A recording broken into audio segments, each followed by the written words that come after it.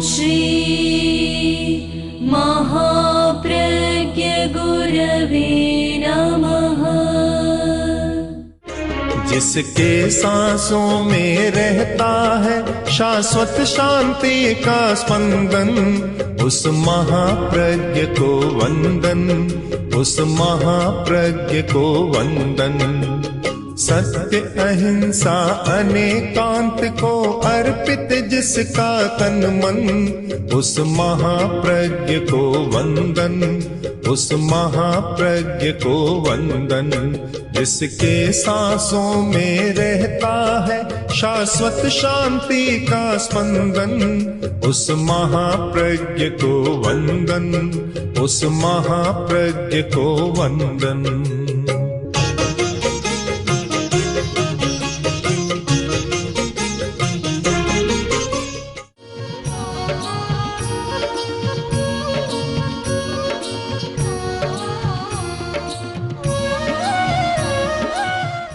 उत्तराध्ययन सूत्र में है खुड्डेहिम स संसज्ञं, क्षुद्र व्यक्तियों का संगत नहीं करना चाहिए। उत्तम जनों का सत्संग करना चाहिए। इसी तथ्य को ध्यान में रखकर और आचार्य सिद्धसेन ने लिखा, प्रभो आपका एक अतिशय है। जब आप प्रवचन करते हैं, समव शरण में विराजमान होकर जनता को प्रतिबोध देते हैं, उस समय आपके पीछे अशोक तरु रहता है। अशोक तरु, अशोक जो शोक मुक्त हो गया है। इस एक स्वाभाविक घटना को सामने रखकर और आचार्य ने लिखा, धर्मोपदेश समये सविधानुभावात् सानिध्य दास्ताम जनो भवति ते तरुरप्यशोक है। जब आप धर्म की देशना देते हैं, उस समय जनता में जो परिवर्तन होता है उसकी बात मैं छोड़ देता हूँ। आस्ताम रहने दो, वह मैं नहीं बताऊंगा कितना परिवर्तन होता है। मनुष्य कितनी अपनी दुख व्यथा वेदना को भूल जाते हैं, मुझे बताने की जरूरत नहीं, उनकी आकृति बता रही है। किंतु एक वृक्ष जिसका ज्ञान विकसित नहीं है, जिसका मन भी विकसित नहीं है, जो एकेंद्रीय जाति का है, वह वृक्ष भी अशोक बन जाता है, शोक मुक्त हो जाता है। कारण कि सविधानुभावा, यह सामिप्य का प्रभाव है, निकट होने का प्रभाव है। आपके पास जो भी आता है वह दुख मुक्त और शोक मुक्त हो जाता है। एक बहुत रहस्य छिपा हुआ है सत्संग का। अच्छे व्यक्तियों की संगति में आदमी जाता है, दुख कम हो जाता है, वेदनाएं कम हो जाती है, व्यथा के प्रकंपन भी शांत हो जाते हैं। एक वैज्ञानिक अध्ययन इस विषय को स्पष्ट बताता है कि नकारात्मक दृष्टि वाला व्यक्ति या बुरी सोच वाला व्यक्ति कोई है, उसके संगति में, उसके समीप कोई व्यक्ति जाएगा तो तत्काल प्रति घन मिलीमीटर रक्त में 1500 श्वेत कण कम हो जाए। हमारे रक्त के दो प्रकार के कण होते हैं, लाल कण और श्वेत कण। श्वेत कण स्वास्थ्य के लिए जिम्मेवार है, हमारी रोग प्रतिरोधक शक्ति है श्वेत कण, और श्वेत कण अच्छे होते हैं, आदमी स्वस्थ रहता है। और श्वेत कणों की संख्या घटती है तो आदमी बीमारियों से आक्रांत हो जाता है। एक बुरे आदमी की संगति और अच्छे आदमी की संगति, अच्छे आदमी की संगति की, उसके पास गया, तत्काल 1500 श्वेत कण बढ़ जाते, स्वास्थ्य अच्छा होता है। शायद यही कारण है कि बहुत लोग कहते हैं कि पास में आया और मेरी बीमारी दूर हो गई। सुबह सुबह भाई ने बताया, बताने वाला भी वकील, स्वयं प्रबुद्ध व्यक्ति, उसने बताया कि हम जब आए तो मेरी पत्नी के और रोज उलटियां होती थी, कै बमन होती थी।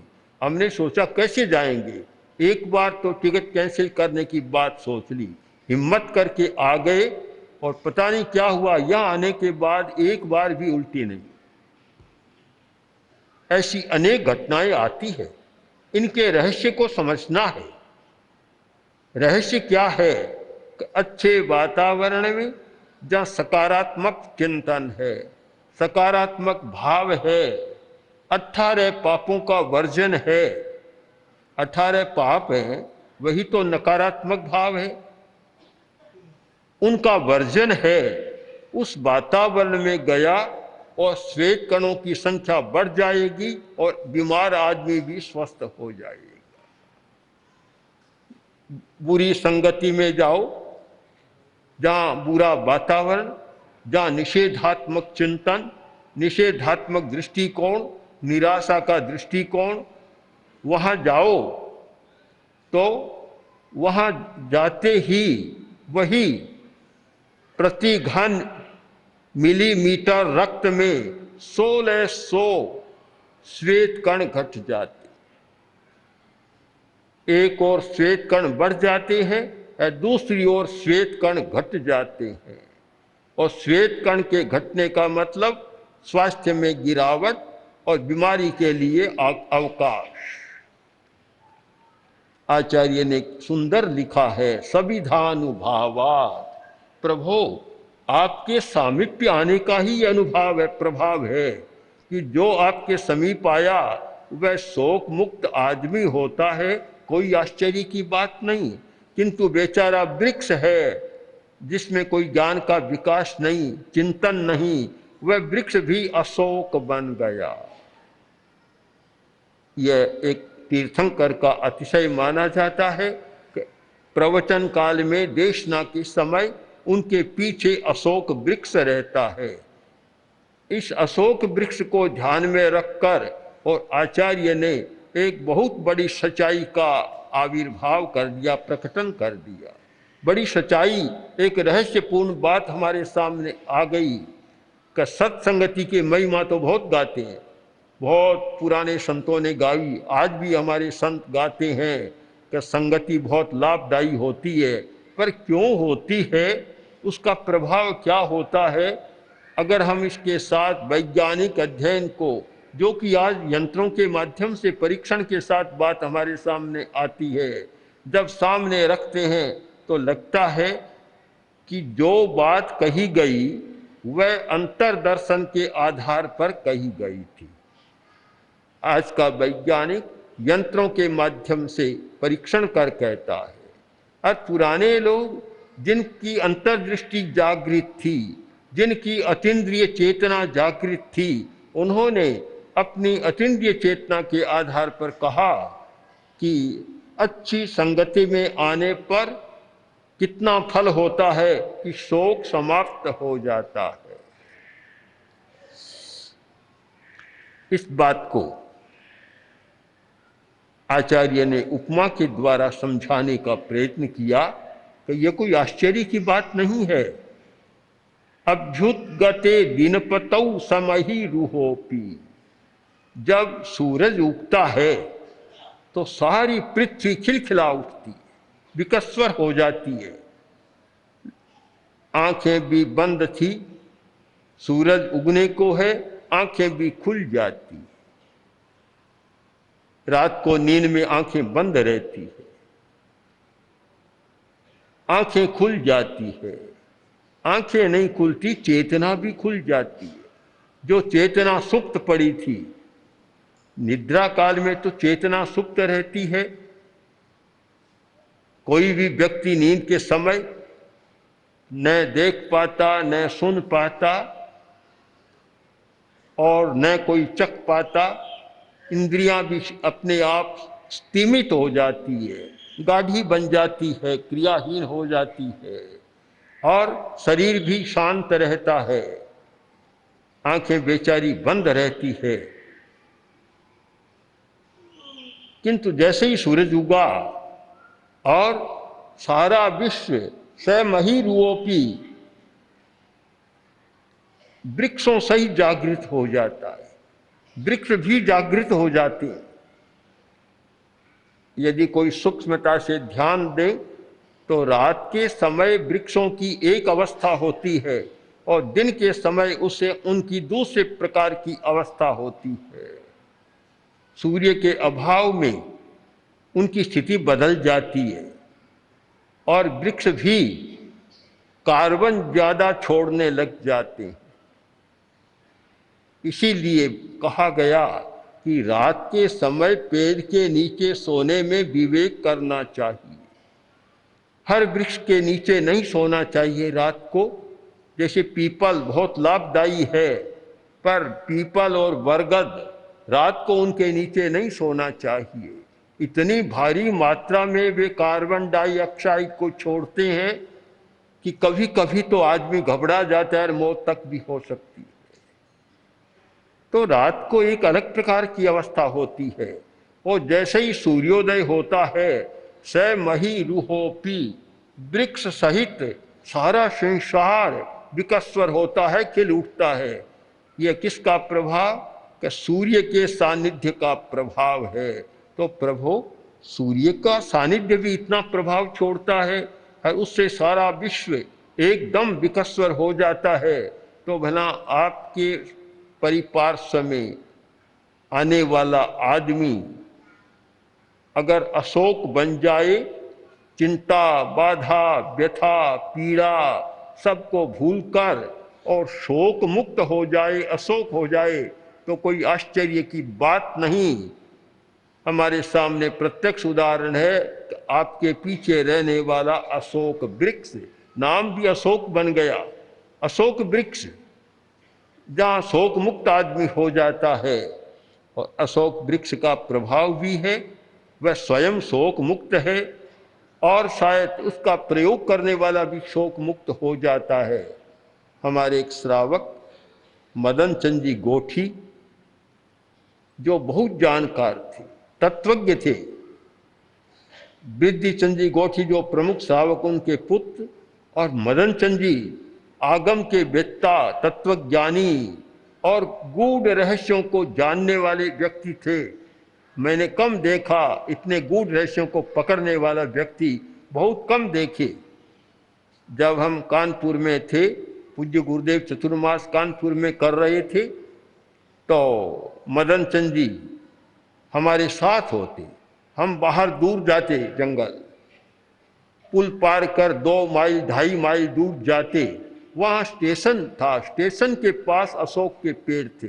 उनका यह क्रम था कि अशोक के नीचे जाकर ध्यान में खड़े हो जाते, वहाँ ध्यान करते, क्योंकि उसका अपना प्रभाव होता है। अशोक के पेड़ का भी अपना प्रभाव होता है। आजकल भी अशोक तो मिलते हैं, पता नहीं क्या उनकी कटिंग ऐसी की, कुछ तो लंबे हो गए, कुछ किस प्रकार की हो गए। अशोक का एक गोलाकार जो ऐसा वृत्त आकार था और जिसके नीचे आदमी खड़ा हो सकता था और खड़ा होकर ध्यान करता था, तो वह उसके नीचे खड़ा रहने वाला भी शोक मुक्त हो जाता। इसका कारण कवि ने अपनी कल्पना के द्वारा इसका कारण बतलाया कि प्रभु वह आपकी संगति में रहता है, वह वृक्ष आपकी संगति में रहता है। तो उसमें यह विशेषता आ गई कि वह स्वयं अशोक बन गया और उसके नीचे कोई खड़ा होता है, वह भी आदमी अशोक बन जाता है। यह सब आपकी संगति का, आपके सानिध्य का प्रभाव है। स्तुतिकार ने स्तुति के माध्यम से एक नए रहस्य का उद्घाटन किया है और उस आधार पर हर व्यक्ति को चिंतन करना है कि किसके साथ रहें, संगति किसकी हो। बहुत महत्वपूर्ण बात है। छोटे बच्चे नहीं समझते, उन्हें भी बोध देना चाहिए कि संगत किसकी करो। बड़े बड़े लोग भी नहीं समझते, ऐसे लोगों की संगत करते हैं कि उनका दिमाग भी नकारात्मक बन जाता है, अच्छा आदमी भी बुरा बन जाता है। तो दोनों बातें सामने आ गई कि भावात्मक परिवर्तन भी हो जाता है और साथ साथ वैज्ञानिक दृष्टि से विचार करें तो स्वास्थ्य का परिवर्तन भी हो जाता है, बीमारियां भी घेर लेती है। एक और कल्पना स्तुतिकार ने की कि यह माना जाता है, तीर्थंकर का एक अतिशय है कि देवता फूलों की वृष्टि करते। अब आप कल्पना करें, ऊपर से कोई आदमी फूल बरसा रहा है, फूल कैसे गिरेगा? नीचे तो फूल होगा, ऊपर उसका वृंत होगा, वृंत तो ऊपर रहेगा, ऐसे ही गिरेगा। किंतु प्रभु, ये क्या आश्चर्य की बात है कि जब देवता फूलों की वृष्टि करते हैं उस समय फूल तो ऊपर आ जाते हैं, उनका वृंत वह नीचे चला जाता है, जैसे कोई आदमी ने रखा हो वैसे हो जाता है। ये कैसे? बड़ी आश्चर्य की बात है, ये कैसे होता है? उत्तर दिया, त्वद गोचरे सुमनसाम यदि वा मुनीश। प्रभो, फूल भी सुमन है। संस्कृत साहित्य में फूल का नाम है, पुष्प है, वैसी एक नाम है सुमनस, अच्छे मन वाला। अच्छे मन वाले व्यक्ति का नाम भी सुमन और फूल का नाम भी सुमन। इसलिए हमारे कुछ मुनि अपने नाम का उपनाम भी सुमन रख लेते थे। सुमन, अच्छे नाम, अच्छे मन वाला। हर व्यक्ति सुमन होना चाहता है, अच्छे मन वाला होना चाहता है। वे फूल भी सुमन हैं, कारण कि आपकी सन्निधि में आ रहे हैं, आपकी आकाश से उतरकर आपके निकट आ रहे हैं, वे सुमन बन गए। सुमन है, उसको बंधन बांध नहीं सकता, वह बंधन ऊपर नहीं रह सकता। एक अवस्था है बंधन ऊपर रहता है और तथ्य नीचे रहता है। एक अवस्था यह है कि बंधन तो नीचे चला जाता है और सच्चाई ऊपर आ जाती है। प्रभो, आश्चर्य चित्रम, आश्चर्य की बात है कि वे ऊपर से गिरने वाले फूल वे तो ऊपर आ जाते हैं और वृंत जो नीचे चला जाता, अवांग मुख हो जाता है, उसका मुंह नीचे हो जाता है। आश्चर्य की बात तो है, परंतु जो आपके गोचर में विषय बन गया, आपका, आपके पास आ गया, उसमें यह परिवर्तन हो सकता है। गोचर होना यानी विषय की सीमा में आ जाना, उस रेंज में आ जाना, उस फ्रीक्वेंसी में आ जाना। जो रेंज में आ गया और उसकी फ्रीक्वेंसी में आ गया, उसमें परिवर्तन हो सकता है। जो भी आपके गोचर बनते हैं, आपकी रेंज में आते हैं, वे फूल ऊपर आ जाते हैं। ऊपर आने का एक कारण जो सुमन शब्द के द्वारा आचार्य ने बता दिया कि मन अच्छा होता है। जब मन अच्छा होता है तो आदमी सच्चाई को पकड़ता है। मन अच्छा नहीं होता तो फिर सच्चाई को नहीं पकड़ पाता, क्योंकि उसका मन ही अच्छा नहीं है। न्यायालय में केस चल रहा था, न्यायाधीश के सामने अभियुक्त को प्रस्तुत किया गया, वकील भी आ गया और गवाह को भी प्रस्तुत किया गया। अब जब न्यायाधीश ने काम शुरू किया तो वकील ने गवाही देने वाले को सामने खड़ा कर दिया। अब वह बेचारा कोई शुद्ध मन वाला नहीं था, जैसे रटा रटाया वैसे था, उसका मन अच्छा नहीं था।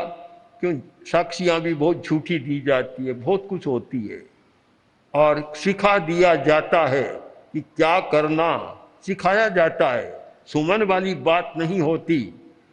तो खड़ा हो गया। अब वकील कहता है, देख ध्यान रखना, सच बोलना, जो आंखों देखा सच है वही कहना, और झूठ बात मत बोलना। पूरा पाठ पढ़ा रहा है। पाठ पढ़ा दिया। न तो वकील सुमन था और न गवाह देने वाला सुमन था। तो वकील बोला, बोल तुम्हारे पिता का नाम क्या है? मौन रहा। फिर पूछा, बोल तुम्हारे पिता का नाम क्या है? फिर मौन। तीसरी बार पूछा, मौन। तो वकील बोला, क्या गूंगा है क्या, बोलता नहीं, उत्तर नहीं देता?